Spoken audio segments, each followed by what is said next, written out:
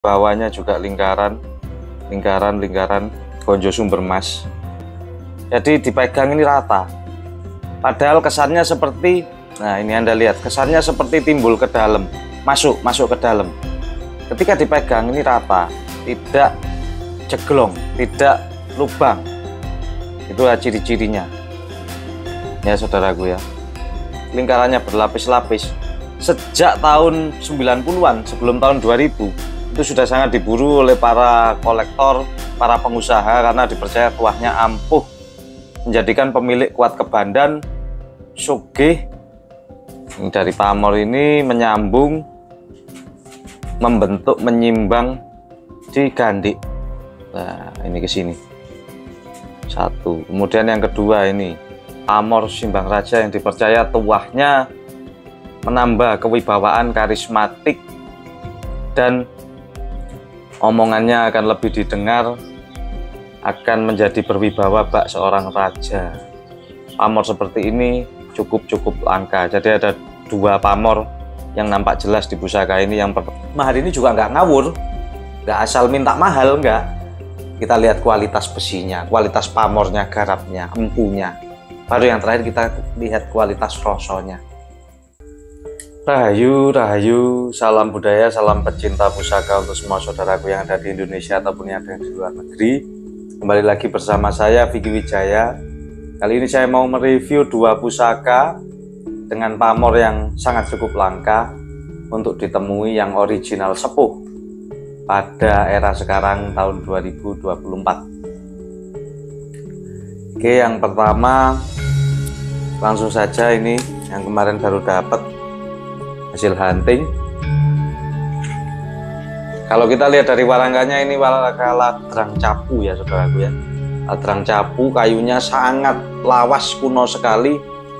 Kenapa warnanya merah? Ya ini yang disebut kayu kemuning berut. Ini model khas ladrang Jawa Timur. Kemuning berut yang sudah memerah seperti ini. Ini patinasi sampai menjadi merah. Awalnya warnanya kayunya kuning terus menjadi merah, sama handlenya juga satu paket ini. Ini butuh waktu puluhan bahkan ratusan tahun. Patinasinya warangka ini tidak bisa dibuat ataupun diproses ditembak kayu yang lawas. Ketika diproses ditembak dibuat yang baru dipatinasi lama, itu akan sangat terlihat. Dan teman-teman yang paham kayu, meranggi-meranggi yang buat warangka juga paham hal ini. Jadi ini warangkanya original bawaannya, sangat cantik warangkanya, kayu seperti kayu terembalu, tapi ini bukan terembalu, kemuning. Kalau Jawa Timur, pusaka-pusaka khas di Pulau Jawa Timur ini biasanya memang kayunya yang dipakai kemuning. Ya ada sebagian yang terembalu, tapi terembalu biasanya di Jawa Tengah yang banyak ditemui. Ini adalah khas ladrang Jawa Timur, handlenya masih satu paket, mendaknya juga perak. Kita lihat pusakanya.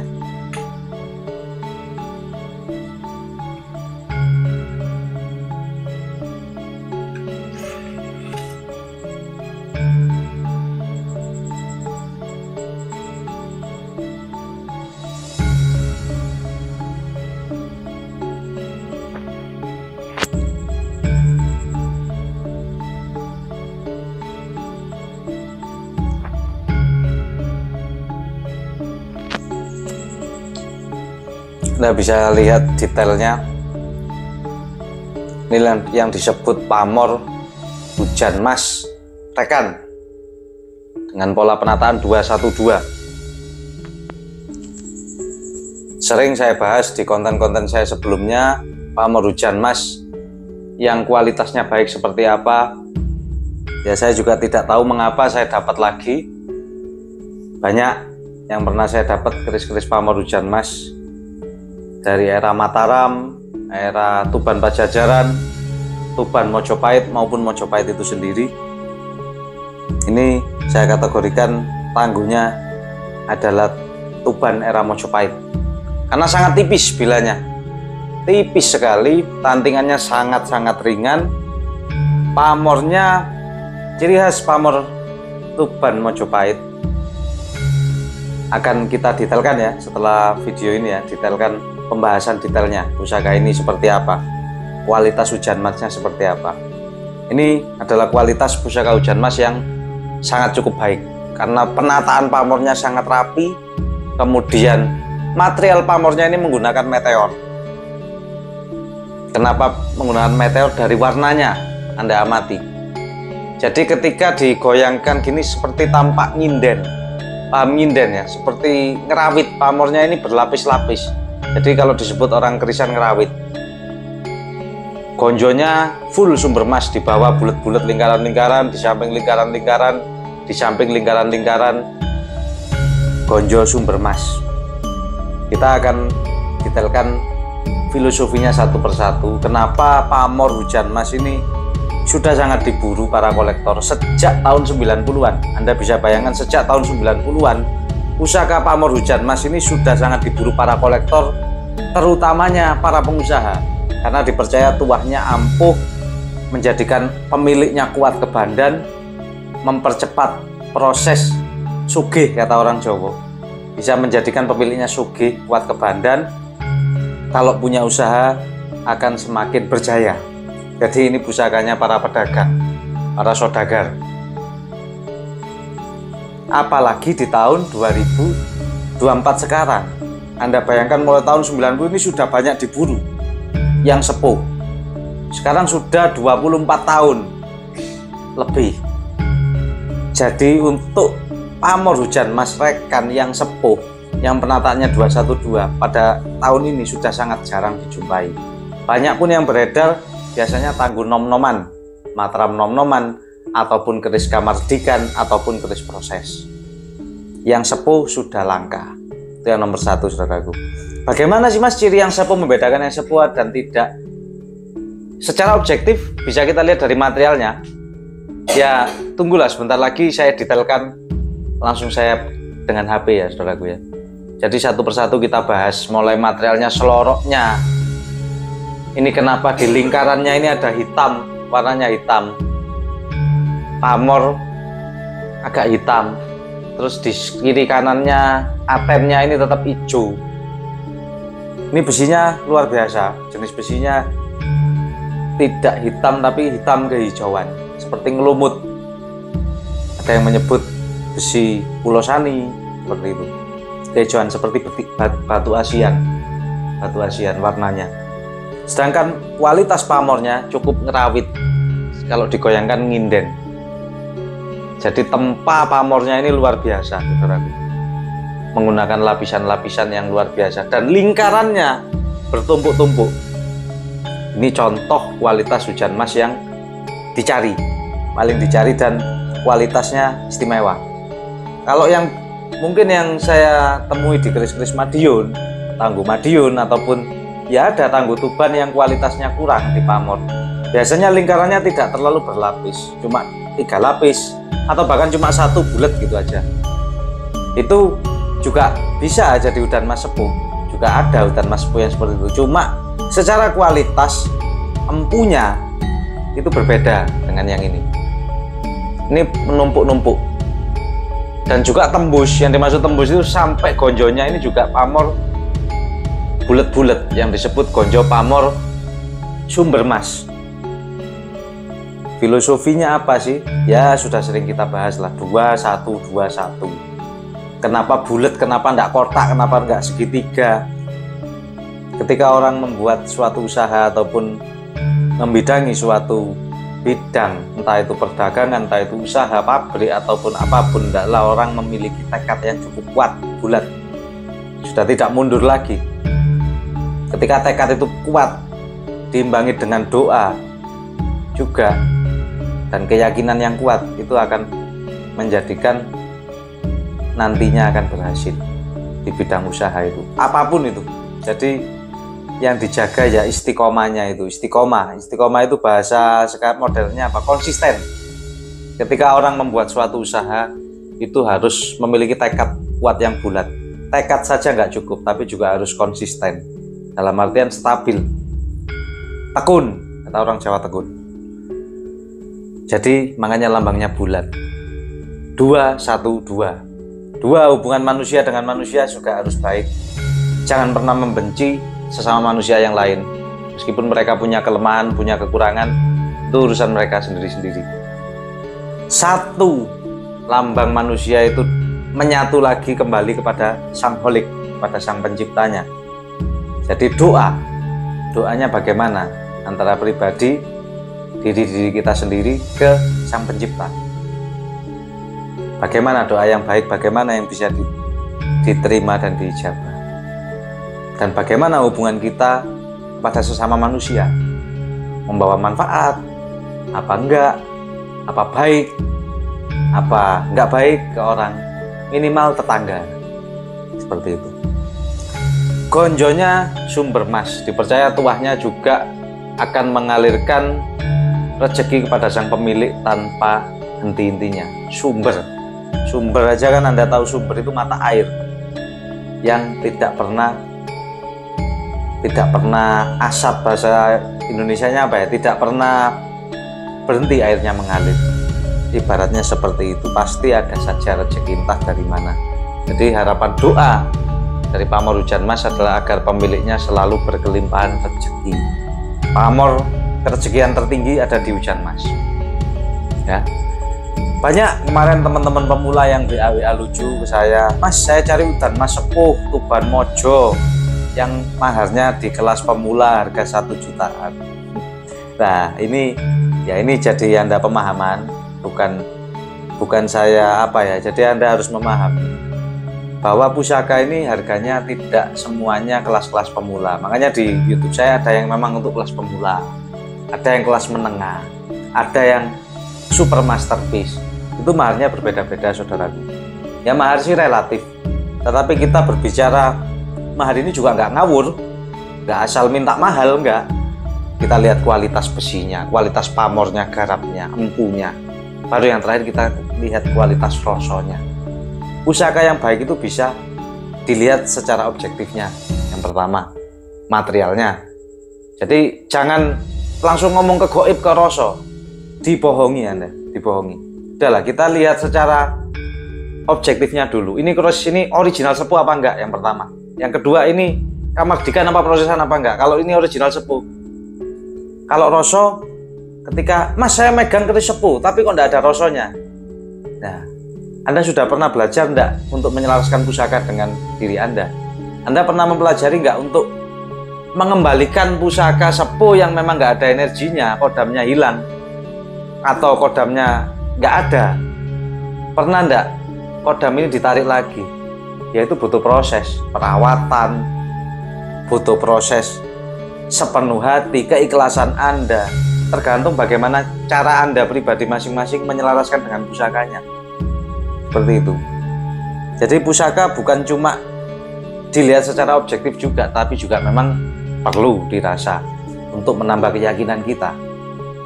Ketika pusakanya memang ori sepuh, pasti rasanya juga berbeda. Kalau ingin memperkuat, yaitu butuh perawatan lagi, dirawat. Karena belum tentu saya pegang pusaka ini energinya kuat.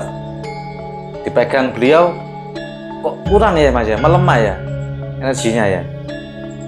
Tapi ini sepuh, kok melemah. Anda belajar lagi untuk menyelaraskan pusakanya. Kadang bagi saya pegang energinya, ini lemah ini energinya. Dipegang si beliau yang memahari, mas ini sangat kuat energinya, berarti mudah menyatu dengan beliau. Mungkin hawanya pusaka ini masih, karena saya banyak megang pusaka, kalau energi nanggung ya tidak terasa di saya, ampiang, ibaratnya di saya rosonya kok kurang gitu. Nah, memang pusaka-pusaka kesepuan era-era Mojopahit, Singosari dan seterusnya itu memiliki rasa yang berbeda daripada pusaka kamardikan ataupun nom-noman. Kalau keindahan mungkin bolehlah, nom-noman memang yang paling indah, semakin seninya semakin luar biasa. Tapi kalau kita berbicara rasa dan energi yang bisa dirasa, itu berbeda. Pamor hujan mas Tuban Mojopahit, dapurnya brojol. Untuk pedagang besar, pengusaha besar, sangat cocok nih pusaka ini. Yang ini kita coba bahas detail kualitas pamor udan emas pada pusaka ini ya saudaraku ya. Anda lihat material detailnya seperti nampak nginden. Nginden itu artinya pamornya tampak bercahaya. Kita bahas satu persatu. Ini warna seloroknya kehijauan. Ini hijau, aten dan seloroknya sudah menyatu. Nampak tangguh tuban mojo. Sedangkan pamornya Anda amati di sini sangat halus, ngerawit, bertumpuk-tumpuk. Ini yang menjadikan nampak nginden. Dan lingkarannya berapa lapisan? Lebih dari 3 lapisan. 1, 2, 3, 4, 5. Ini. Dan gonjonya, Anda amati gonjonya ini. Ini gonjo pamor sumber emas. Ini lingkaran. Ini juga lingkaran. Di bawahnya juga lingkaran. Gonjo sumber emas. Full. Kiri kanan sama bawah gonjo disabui dengan pamor sumber emas. Anda amati kualitas besinya. Nah, ini di tiap pamornya ada hitamnya, ada tapiannya. Ini lingkarannya lah. Ini seloroknya tampak sangat berserat saudaraku. Inilah kualitas pamor hujan emas yang paling dicari, yang dikenal ampuh tuanya, yaitu tuban Mojopahit. Bilanya tipis, tidak tebal, tandingannya sangat ringan. Nah, ini nampak penataan pola pamornya 2, 1, 2, 1, 2, 1. Besinya, besi atennya kehijauan. Hijau seperti batu Asian. Inilah besi Pulosani. Ini 2, 1, 2. Lingkarannya juga berlapis-lapis sampai ujung bilanya. Masih tergolong pamor dan pusaka yang utuh. Ini putih, tanda bahwa pengerjaan hujan emas ini dikerjakan di drip pada kondisi panas. Ya saudaraku ya. Amati berapa lapis lingkarannya yang seperti bertumpuk-tumpuk. Dan kualitas hujan emas yang bagus ini tidak timbul, tidak jeglong, juga tidak timbul, tidak ke dalam. Jadi kalau hujan emasnya ini masuk ke dalam, berarti bisa jadi drip-dripan baru. Itulah ciri-ciri pamor hujan emas yang memang original buatan empu sejak era dulu. Jadi dipegang ini rata. Padahal kesannya seperti, nah ini Anda lihat, kesannya seperti timbul ke dalam, masuk ke dalam. Ketika dipegang ini rata, tidak jeglong, tidak lubang. Itulah ciri-cirinya. Ya saudaraku ya. Dan kualitas hujan emas seperti ini yang berlapis-lapis, lingkarannya berlapis-lapis, sejak tahun 90-an, sebelum tahun 2000, itu sudah sangat diburu oleh para kolektor, para pengusaha, karena dipercaya tuahnya ampuh, menjadikan pemilik kuat kebandan, sugih, dan membawa berkah kepada setiap pengusaha-pengusaha, bisa memperlancar, memberikan kejayaan usahanya. Maka tak heran tahun ini 2024 pusaka udan emas sepuh yang seperti ini sudah sangat-sangat langka. Adapun biasanya di para kolektor dan harganya sudah fantastis, sudah di atas 10 juta. Anda boleh bandingkan kualitasnya, boleh pelajari detailnya. Oh, inilah contoh pusaka pamor hujan emas yang original sepuh. Jadi warna seloroknya, serat seloroknya, selorok atennya ini, kurusinya ini alami, dan patra pamornya ini ke samping, ini sangat detail, halus, lingkarannya berapa tumpuk lapisan. Di konjo ini juga harus full pamor bulat ini yang dinamakan pamor sumber emas. Dan kualitas hujan emas yang baik bukan cuma satu lingkaran, tetapi berlapis-lapis seperti ini saudaraku. Nah ini berlapis-lapis. Ini udah berapa lapisan ini? Dan pamornya tidak ke dalam, tidak jeglong ya, dipegang ini tetap rata dengan bilanya. Nah, itulah tanda-tanda pusaka hujan mas yang sepuh original. Kalau pamornya timbul itu juga malah tanda tanya. Ketika diraba ini kok timbul sekali, itu tanda tanya. Ori apa tidaknya. Ini contoh pusaka pamor hujan mas Tangguh Tuban Mojopahit. Cantingannya ringan, tipis, pamornya tidak timbul, juga tidak lubang ke dalam. Tapi ketika nampaknya seperti nyumur, seperti ngelubang, padahal ketika dipegang tidak, sama sekali tidak masuk ke dalam. Ini aten seloroknya sudah menyatu, tapiannya di tiap pamornya ada hitamnya. Inilah pusaka hujan mas sepuh yang original, yang paling dicari oleh para kolektor maupun pengusaha. Gabungan unsur keindahan dan doa sang empu untuk membawa kesuksesan sang pemilik di bidang rezekian. Jadi kita lihat juga ini warangkanya sangat istimewa, saudaraku. Kayunya sudah merah. Kayu seperti ini tidak bisa diproses ya saudaraku ya. Ini kayu kemuning berut yang awalnya kuning karena terpatinasi dengan alami sampai menjadi merah. Ya, ini original kayunya, khas Pakem Ladrang Jawa Timur. Kayunya sudah sangat-sangat tua. Oke, selanjutnya kita bahas yang Pamor Simbang Raja. Yang kedua, ini pusakanya nggak kalah fenomenal saudara. Ini warangkanya kendit, cuma agak terputus ya usia ya, sampai belakang. Gayaman Jogja, rendok lawasan mamas, ininya kulit penyu. Kita lihat isinya.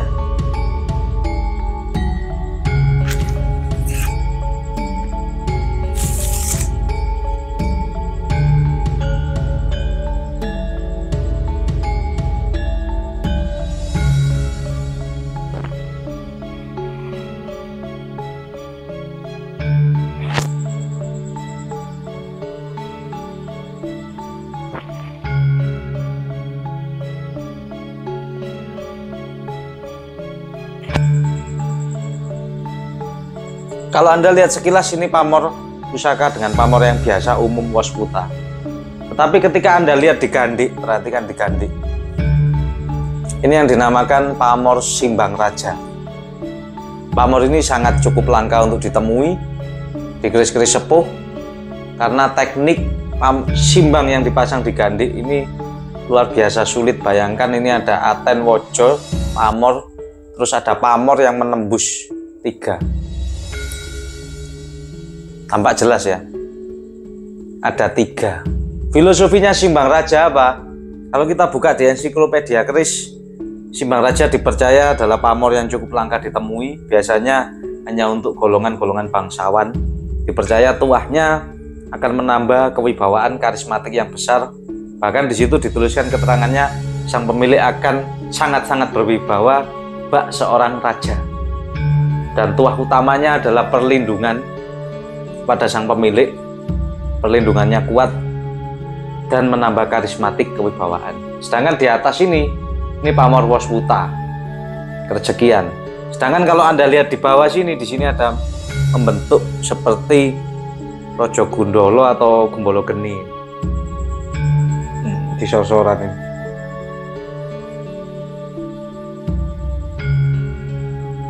Nah, di sorsoran ini ada pamor yang unik. Kemarin sempat dilihat teman saya, ini kayaknya Rojo Gundolo mas, kalau enggak Gumbolo Geni, Rojo Gundolo. Sini.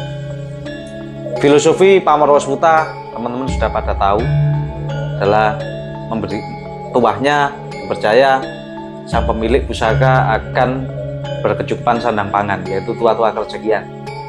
Biasalah, umum. Tapi yang tidak umum digandik. Nah, bagaimana sih mas membedakan pamor Simbang Raja yang original dengan yang susulan ataupun yang KW, yang proses? Ya, yang pertama Anda lihat dulu kerisnya, sepuh apa enggak? Selorok tapen wojonya, materialnya bagaimana, wangun apa enggak? Yang kedua, Anda lihat pamornya, satu jenis enggak pamor simbangnya ini dengan yang ada di Bila. Ketika warnanya kok beda mas, beda jauh. Nah itu bisa jadi susulan ataupun tangan-tangan nakal seperti itu.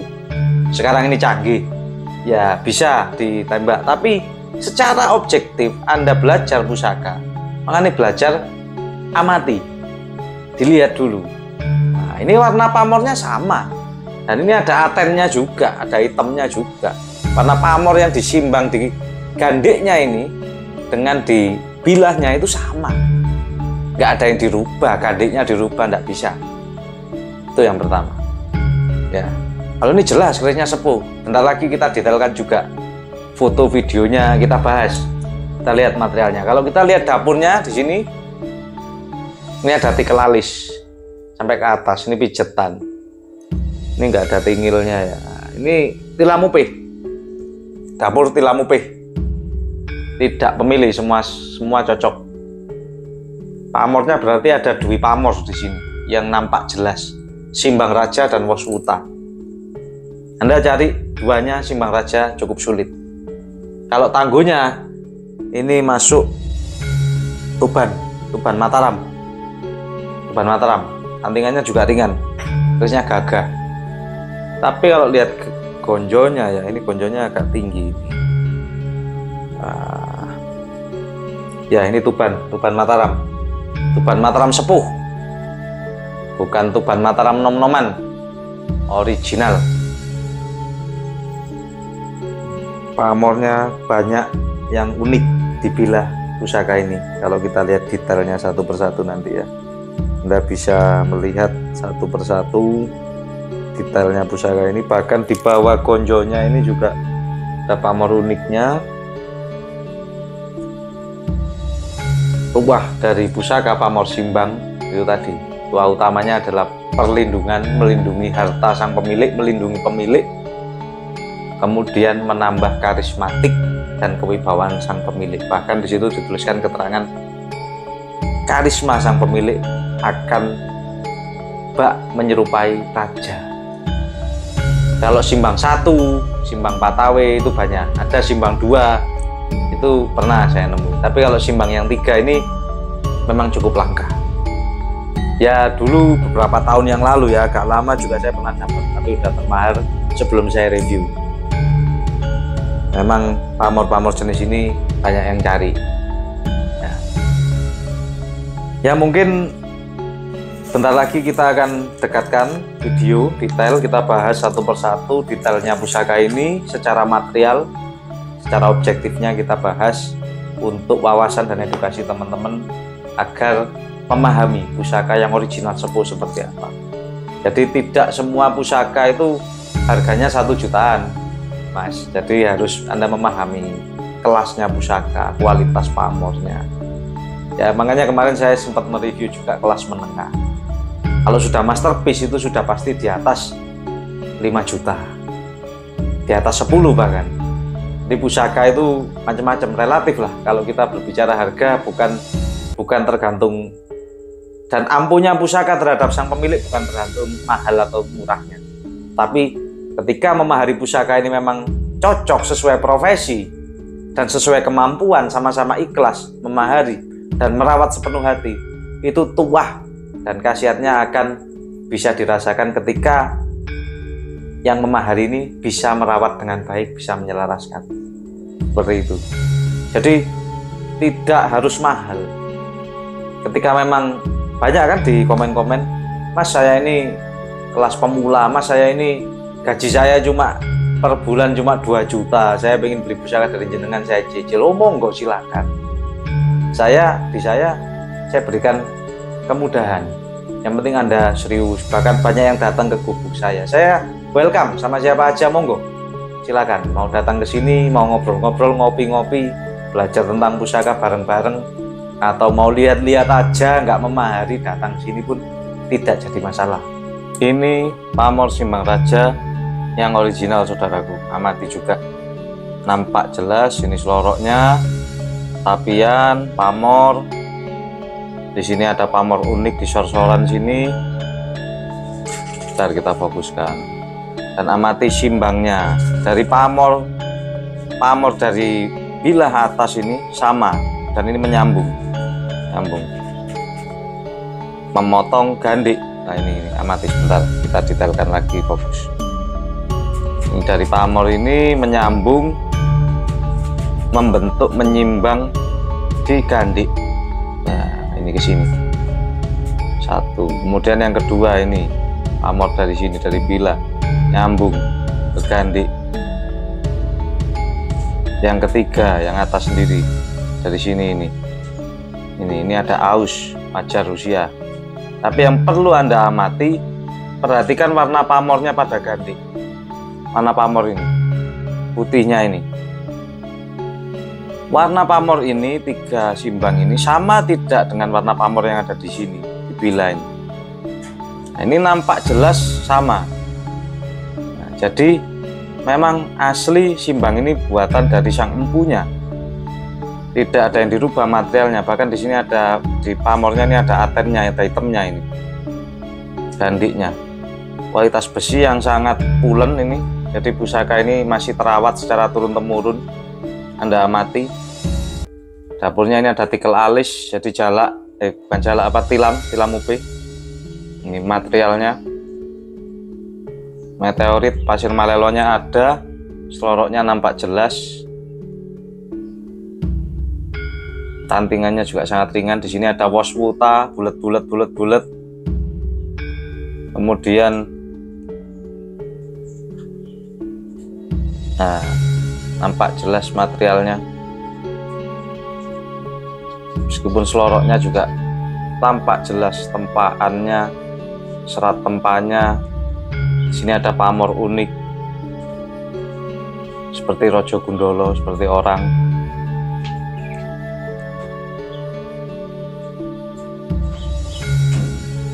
Pamor Simbang Raja yang dipercaya tuahnya menambah kewibawaan, karismatik, dan omongannya akan lebih didengar, akan menjadi berwibawa bak seorang raja. Pamor seperti ini cukup langka. Jadi ada 2 pamor yang nampak jelas di pusaka ini. Yang pertama Simbang Raja 1, 2, 3 ini disebut Simbang Raja. Ketika cuma 1 itu namanya Simbang Patawe, ketika 2 itu kalau tidak salah Simbang Kurung apa Simbang apa, nanti kita cantumkan referensinya. Dan yang atas ini pamor waswuta, nampak bulat,